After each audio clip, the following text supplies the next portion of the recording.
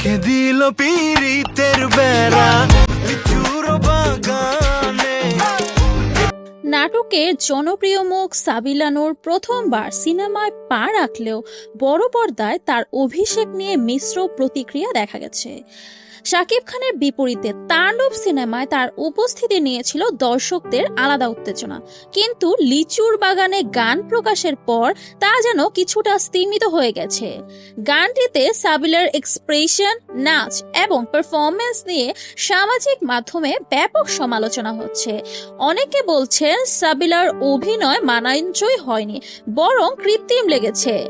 এমন অভিষেক দর্শকদের মাঝে যে প্রত্যাশা তৈরি করেছিল সেটি পূরণ তো দূরের কথা, বরং হতাশাই বাড়িয়েছে। গানটি কি আপনি দেখেছেন?